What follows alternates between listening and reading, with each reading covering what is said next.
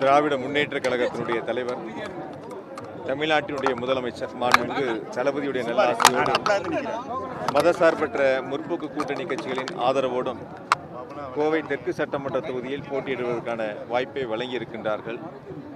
கோவை மாநகராட்சியில் இருக்கக்கூடிய 100 வார்டுகளில் 11 வார்டுகளை உள்ளடக்கிய கோவை தெற்கு சட்டமன்ற தொகுதியில் போட்டியிடக்கூடிய வாய்ப்பை தந்த மாண்பு முதலமைச்சர்களுக்கு என்னுடைய மனமார்ந்த நன்றி அன்போடு தெரிவித்துக் கொண்டு, கோவை மாவட்டத்தினுடைய வளர்ச்சி திட்டங்களில் குறிப்பாக 10 சட்டமன்ற தொகுதிகளில் வளர்ச்சி பெற்ற ஒரு சட்டமன்ற தொகுதியாக கோவை தெற்கு சட்டமன்ற தொகுதியினுடைய வளர்ச்சி பணிகளில் சிறப்பு கவனம் செலுத்தி இந்த தொகுதியினுடைய வளர்ச்சிக்கு நிச்சயமாக பாடுபடுவேன் என்ற உறுதியை வாக்காளர் பெருமக்களிடத்தில் வழங்கி இருக்கின்றோம்.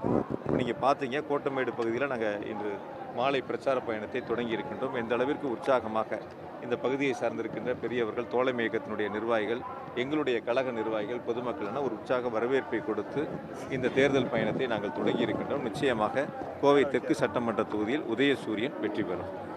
பாஜக சார்பில் இன்னைக்கு வேட்பாளர் பட்டியல் வெளியே இருக்கு. குறிப்பாக கரூரை சேர்ந்த அண்ணாமலை அவருக்கு நிறைய வாய்ப்பு கொடுக்கப்படலை. போட்டியிடக்கூடிய எல்லா கட்சியும் அந்தந்த கட்சி வேட்பாளர்கள் யார் என்பதை தீர்மானிக்கின்றார்கள். திராவிட முன்னேற்ற கழகத்தில் போட்டியிடக்கூடிய வேட்பாளரை எங்களுடைய கழக தலைவர் அவர்கள் தீர்மானித்து வேட்பாளரை அறிவிக்கின்றார்கள். அதனால் மற்ற கட்சியில் யார் போட்டியிடுறாங்க, யாருக்கு வாய்ப்பு கொடுத்தாங்க, யாருக்கு வாய்ப்பு கொடுக்கலன்னு பார்க்க வேண்டியது எங்கள் வேலை இல்லை. அது எங்களுக்கான பொறுப்பும் அல்ல. எங்களை பொறுத்தவரை எங்களுடைய இயக்கம் வெற்றி பெற வேண்டும். திராவிட முன்னேற்ற கழகத்தினுடைய ஆட்சி முதலமைச்சர்கள் 2வது முறையாக ஆட்சி பொறுப்பை ஏற்க வேண்டும். அதில் கோவையில் சிறப்பு கவனத்தை நாங்கள் செலுத்தி வெற்றி பெறுவதற்கான பணிகளை முன்னெடுத்திருக்கிறோம். நேற்றைய தினம் பேசின முதலமைச்சர் முதல் சுற்று பயணத்தை இரண்டாம் சுற்று எப்போ வரதா இருக்காரு?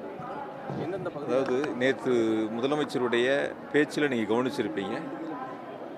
2021ஆம் ஆண்டு ஆட்சி பொறுப்பேற்று சென்னை தவிர மற்ற மாவட்டங்களுக்கு அதிக முறை சுற்றுப்பயணம் செய்த பெருமைக்குரிய மாவட்டம் கோவை மாவட்டம்.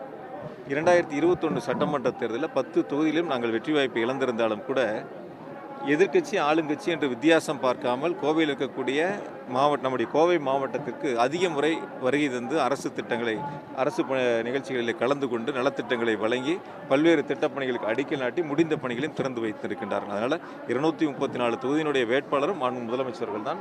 234 தொகுதிகளுக்கும் ஒரு சேரத்தான் மாண்பு முதலமைச்சர்கள் திட்டங்களை வழங்கி கொண்டிருக்கின்றார்கள். அந்த வகையில் இன்னொன்று நீங்கள் சிறப்பாக கவனிச்சிருப்பீங்க, உரையில் மாண்பு முதலமைச்சர்கள் ஆட்சி பொறுப்பேற்று முதல் நிகழ்வாக கோவையில் பங்கு பெறுவேன் என்ற அந்த உரையும் அந்த நேற்றைய பிரச்சார கூட்டத்தில் முன்னெடுத்திருக்கின்றார்கள். ஆகையால் கோவையை பொறுத்தவரை ஒரு சிறப்பை பெறக்கூடிய ஒரு மாவட்டமாக முதலமைச்சர்கள் தொடர்ந்து தனி கவனத்தை செலுத்தி வருகின்றனர். முதல்வர் குறிப்பிட்ட மாதிரியே உங்களுக்கு ஒரு மிகப்பெரிய சுமையோ இல்லை ஒரு பொறுப்போ கொடுக்கப்பட்டதா நீங்கள் நினைக்கிறீங்களா? அதாவது நேற்று அவர் பேசும்போதே பார்த்தீங்கன்னா உங்களை கரூர்லேருந்து கொண்டு வந்து கோவையில் வச்சதும் கோவையுடைய அடுத்த வெற்றிக்காக நீங்கள் பாடுபடணும் அப்படிங்கிற மாதிரி இலக்கு வச்சு உங்களை பயணிக்க முடியல. எங்களுடைய தலைவர் எங்களுக்கு என்ன கட்டளைகள் இடுகிறார்களோ அந்த கட்டளைகளை நிறைவேற்றுவது எங்களுடைய பொறுப்பு. நாடாளுமன்ற தேர்தலில் கருணாநிதி ராஜ்குமார் அவர்களுக்கு வாய்ப்பு கொடுத்தாங்க. அவங்க மிக சிறப்பாக வாக்காளர் பெருமக்கள் ஆதரவை கொடுத்து வெற்றி பெற்று நாடாளுமன்ற உறுப்பினராக பணியாற்றி கொண்டிருக்கின்றார்கள்.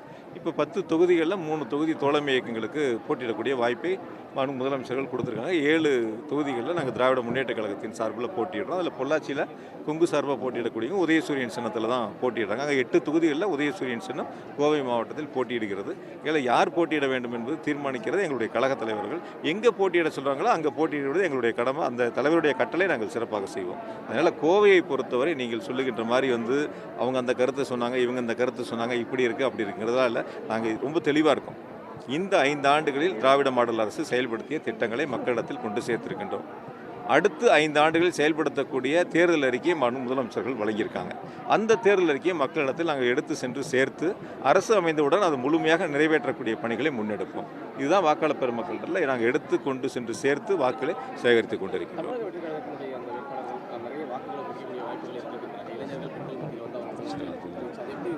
முதல் தேர்தலை அவங்க சந்திக்கிறாங்க. அதனால் தேர்தல் முடியட்டும், அவங்க எந்த வாக்குகளை எவ்வளோ வாங்குறாங்கிறது பார்ப்போம். பல தேர்தல் சந்தித்த இயக்கங்கள்லாம் இப்போ தேர்தலில் போட்டியிடுறாங்க. எங்களை பொறுத்த வரைக்கும் எத்தனை இயக்கங்கள் போட்டியிடுகிறது புதுசாக பழசாலாம் நாங்கள் பார்க்கல. இருக்கிற வாக்காளர்களை நாங்கள் அதிகமான வாக்குகளை பெற்று வெற்றி பெற வேண்டும் என்பது தான் எங்களுடைய கடமையாக பணியாக நாங்கள் எடுத்து செஞ்சிட்ருக்கோம். அதனால் எங்களுக்கு எந்த விதமான சந்தேகம் இல்லை. வெற்றியை பொறுத்தவரை, கோவை மாவட்டத்தை பொறுத்தவரை, தமிழ்நாட்டை பொறுத்தவரை திராவிட முன்னேற்ற கழகத்தினுடைய வெற்றி என்பதை நாங்களுக்கு எந்தவித எல்லளவு சந்தேகம் இல்லை. வெற்றி உறுதி செய்யப்பட்டது. வாக்காளர் பெருமக்கள் வாக்களிக்க தயாராக இருக்கின்றார்கள். நாங்கள் வாக்கு சேகரிக்கின்ற நிகழ்ச்சியில் நாங்கள் மிக சிறப்பாக செயல்பட்டு மீண்டும் கொண்டிருக்கிறோம். ஆட்சி அமைக்கும் பட்சத்தில் கோவைக்கு தான் இந்த முதல் நிகழ்ச்சியாக வரும்னு நேற்று முதல்வர் குறிப்பிட்டிருந்தாரு. அப்படி இருக்கும்போது நீங்கள் ஒரு பொறுப்பு அமைச்சர் இருக்கும்போது கோவைக்கு என்ன செய்யலாம் அப்படிங்கிற ஒரு தேர்தல் முடியட்டும். ஏதாவது தேர்தல் முடியட்டும். ஸ்டேடியம் ஒரு பெண்டிங்ல இருக்கு. தேர்தல் முடியட்டும். இந்த தொகுதிக்கு குறிப்பாக ஏதாவது முக்கியமான கோவை மாவட்டத்திற்கு தெற்கு தொகுதியை பொறுத்தவரை தெற்கு தொகுதியில் செய்ய வேண்டிய பணிகள் ஒரு வாக்குறுதியில் நாங்கள் தயார் பண்ணியிருக்கிறோம். அது இப்பயே சொன்னால் உங்களுக்கு சரியாக இருக்காது. 2 நாட்கள் நான் உங்களுக்கு சொல்கிறேன். சிறப்பு வாக்குறுதி நாங்கள் உங்களுக்கு கொடுக்குறேன். நான் உங்களுக்கு தனியாக உங்களுக்கு ப்ரெஸ் மீட் வச்சு தான் கொடுக்க போகிறோம். வாங்க.